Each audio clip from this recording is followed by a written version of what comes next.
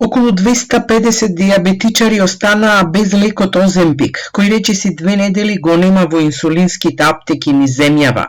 Од Сојузот на Сдруженијата на лица со диабетес велат дека овој недостиг се должи на тоа што количините од претходниот тендер се при крај, а новиот е во тек и постапката се очекува да заврши до крајот на месецот.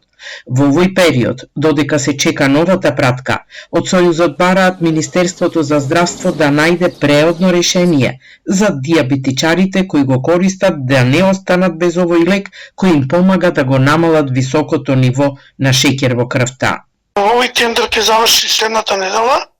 Значи до крајот на март се очекува да бидат потпишани договорите и се очекува да продолжи дистрибуцијата. Меѓутоа, овој мал дел што го кажуваме, сепак се многу за нас како Сојуз, бројката на пациенти кои што чекаат за Оземпик.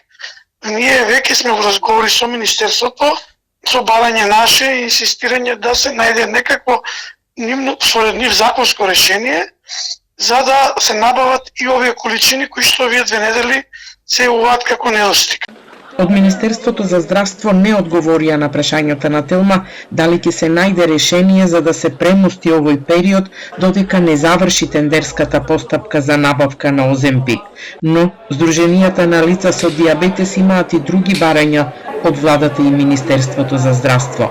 Тие денеска до нив испратија писмен допис со кој бараат пред престојната јавна набавка на сензори и глукомери да се обезбеди минимум критериуми за квалитет наместо најниска цена, но и секој пациент со компликации да има пристап до новите технологии кои спасуваат живот.